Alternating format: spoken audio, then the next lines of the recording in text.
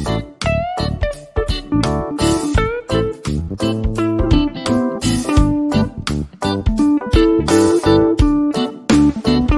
Everyone, management मंत्रा के इस video में आप पढ़ेंगे थ्योरीज ऑफ लर्निंग। तो नेक्स्ट हम देखते हैं इसकी थ्योरीज, जिसकी मेनली 4 थ्योरीज होती है। फर्स्ट आता है क्लासिकल कंडीशनिंग थ्योरी, सेकंड है ऑपरेंट कंडीशनिंग थ्योरी, थर्ड है कॉग्निटिव लर्निंग थ्योरी और फोर्थ है सोशल लर्निंग थ्योरी।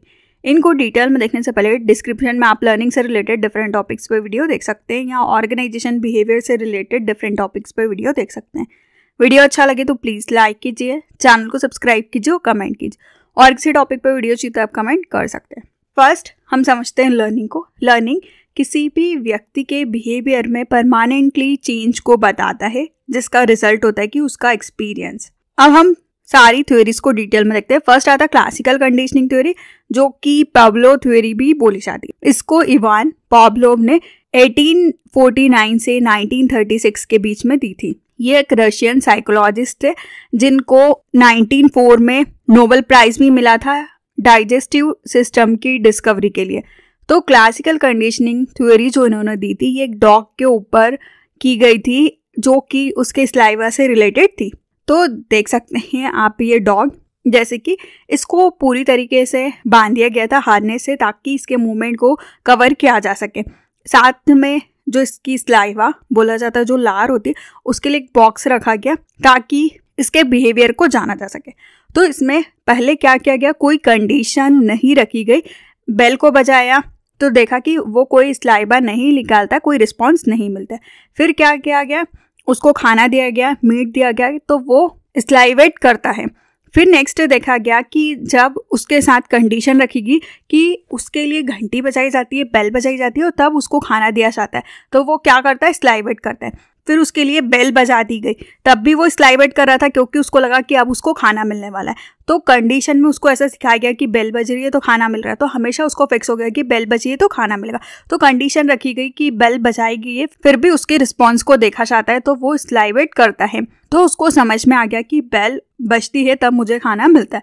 तो क्लासिकल कंडीशनिंग का पिरामिड होता है अनकंडीशनल स्टिमुली, मतलब आप उसको फूड दे रहे हैं तो अनकंडीशनल रिस्पॉन्स मिल रहा है आपको कि वो फूड को देख के स्लाइवेट करता है। फिर आपने क्या किया, कंडीशनल और अनकंडीशनल, मतलब बेल भी बजाई और फूड भी रखा। तो कंडीशन क्या थी, बेल थी, फिर भी वो स्लाइवेट करता है। फिर उसकी आदत हो जाती है कि बेल बजाई फूड मिलेगा तो वो स्लाइवेट करने लग जाता है। तो बेल बजी तो ये कंडीशन है स्टिमुली में, आपने देखा कि वो कंडीशनल रिस्पॉन्स कर रहा है कि वो स्लाइवेट कर रहा है, पर आप उसको खाना नहीं देते। तो ये बताता है कि ये उसके बिहेवियर को बताता है। तो आप इसको यूज़ करते हैं ऑर्गेनाइजेशन में कि लोग काम कर रहे कि नहीं। तो पहले आप विजिट पे जाते हैं डेली, तो सभी लोग ऑफिस में काम करते रहते हैं, उनको पता है कि विजिट होगी, सब चेक किया जाएगा। फिर आप क्या करते हैं, थोड़े टाइम में चेक करना बंद कर देते हैं, फिर भी उनको लगता है कि विजिट होगी, तो वो लोग अच्छी तरीके से काम को करते रहते हैं। तो इस तरीके से इस थ्योरी को यूज़ किया जाता है।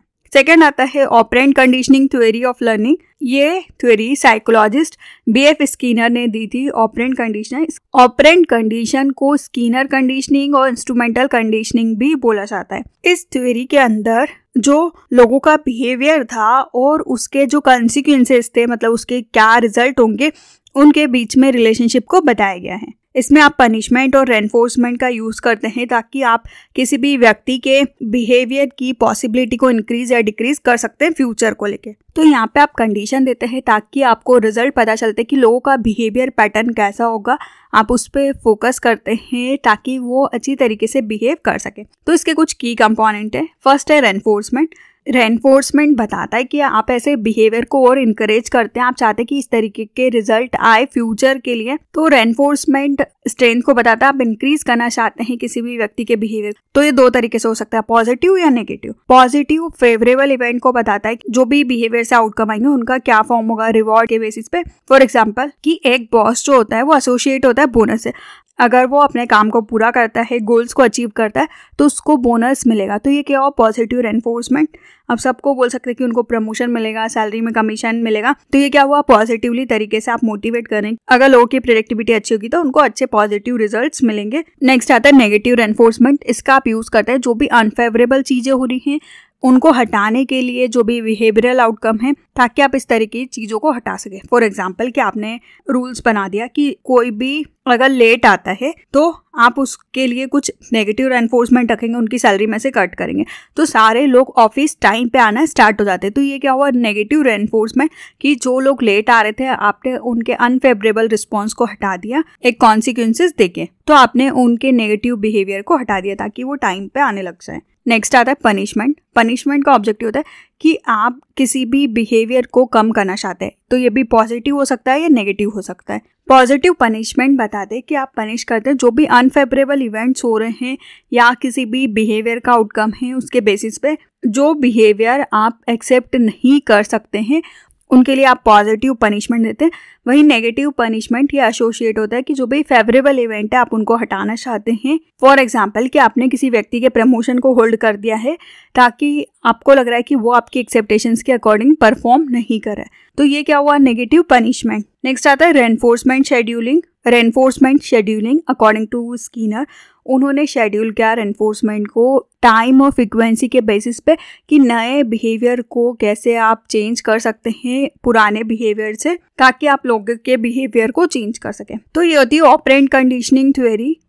थर्ड आता है कॉग्निटिव लर्निंग थ्योरी। कॉग्निटिव का मीनिंग होता है कोई भी इंडिविजुअल का idea, thoughts, knowledge, interpretation, understanding किसी भी इंडिविजुअल या एनवायरनमेंट के बारे में। जो कॉग्निटिव लर्निंग होता है ये एक मेंटल प्रोसेस होती है कि कैसे ह्यूमन माइंड किसी भी चीज को प्रोसेस करता है, उनकी इंफॉर्मेशन को, एक्सटर्नल सोर्सेज को स्टोर को, और कैसे रिट्रीव करता है। तो इसमें था latent learning and cognitive map. एडवन थॉलमन ने 1886 से 1950 के बीच में आइडिया निकाला। उन्होंने बिलीव किया कि जो लर्निंग है वो बिना मजबूरी के होती है, बिना रेनफोर्समेंट के होती है। वहीं दूसरा उन्होंने बोला कि आप लर्निंग और परफॉर्मेंस में डिफरेंशिएट कर सकते हैं लेंटल लर्निंग के थ्रू। इसमें आपको कोई रेनफोर्समेंट की जरूरत नहीं है, डेमोन्स्ट्रेशन की जरूरत नहीं है, और आप ऑर्गेनिकली तरीके से मोटिवेट कर सकते हैं। तो इन्होंने रेट के ऊपर एक्सपेरिमेंट किया। रेट को टी के शेप में फूड दिया जाता था कि वो सीधे से आएगा और फिर राइट टर्न लेगा तो उसको फूड मिलेगा। तो उसकी आदत हो गई कि वो राइट टर्न लेगा तो फूड मिलेगा। फिर थोड़े टाइम बाद क्या किया, उन्होंने रेट को दूसरे साइड से छोड़ा। तब भी रेट को राइट जाना था तो वो लेफ्ट साइड जाता क्योंकि उसको अपोजिट साइड से छोड़ा गया था, पर वो उसी साइड से आता है जहाँ पर कि फूड था। उसको पता था कि वहाँ फूड है, ऐसा नहीं कि उसकी जहाँ पे पास कंडीशन थी या जो पहले की आदत थी उस हिसाब से वो गया, पर उसका जो माइंड है कॉग्निटिव मैप के अकॉर्डिंग उसने फिगर आउट किया कि कौन सी जगह पे उसको फूड मिलेगा और वो उस साइड गया। तो बोला गया कि कॉग्निटिव जो मैप होता है वो बहुत इंपॉर्टेंट होता है कि लोग अपने नॉलेज इन्फॉर्मेशन से चीज़ों को जानते हैं।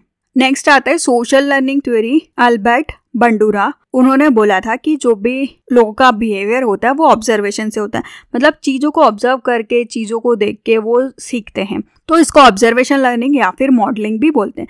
हम चीज़ों को ऑब्जर्व करके आपके बिहेवियर को चेंज कर सकते हैं या बिहेवियर में उन ऑब्जर्वेशन का रिजल्ट देख सकते हैं। तो इसको बिहेवियर अप्रोच भी बोला जाता है। ये अप्रोच बेसिकली डील करता है लर्निंग प्रोसेस पे जो कि बेस्ड होती है डायरेक्ट ऑब्जर्वेशन या एक्सपीरियंस के बेसिस पे। ये बोला गया कि जो सोशल लर्निंग थ्योरी होती है ये कॉग्निटिव और ऑपरेंट दोनों का मिक्स होती है।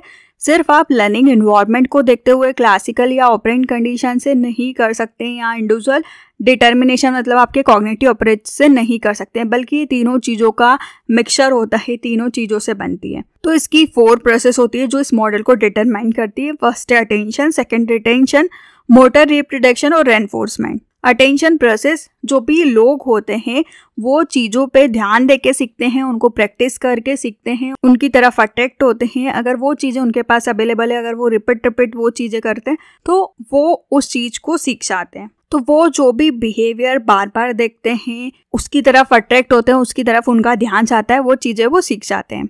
सेकेंड आता है रिटेंशन प्रोसेस। रिटेंशन बताता है कि जो भी व्यक्ति है उसके दिमाग में कोई भी चीज़ कब तक याद रहती है। फॉर एग्जाम्पल कि आपने कुकिंग करना सीखा तो वो अगर आप 5 साल नहीं करते तो हो सकता है आपको याद रहे, पर उसके बाद आप भूलना स्टार्ट कर दोगे। अगर आप करते रहोगे तो आपको याद रहेगी। तो रिटेंशन प्रोसेस बोलता है कि कोई भी चीज़ आपको कब तक याद रहती है। नेक्स्ट आता है मोटर रिप्रोडक्शन प्रोसेस। इसमें जो भी व्यक्ति होता है वो अपनी ज़रूरतों के अकॉर्डिंग चीज़ों को एक्शन में कन्वर्ट करता है कि वो उस चीज़ को कर रहा है। जो भी चीज़ें उसने ऑब्जर्व की है, सीखी है, अब वो उन चीज़ों को बनाता है।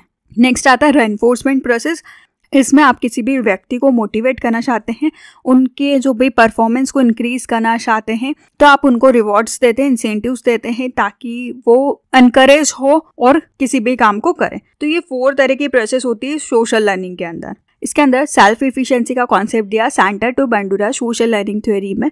सेल्फ इफिशिएंसी किसी भी इंडिविजुअल के बिलीफ एक्सेप्टेशंस को बताती है, उनके अंदर कितनी एबिलिटी है स्पेसिफिक काम को करने की। तो बंडूरा ने सेल्फ इफिशिएंसी एक्सेप्टेशंस को बताया, जिसके अंदर 4 मेन फॉलोइंग्स थी। फर्स्ट था परफॉर्मेंस अकम्प्लिशमेंट कि जस्ट डू इट, कि आप ये कर सकते हैं। सेकेंड है vicarious experience, watch someone else do it, आपने यहाँ पे किसी और को वैसा करते हुए देखा होगा।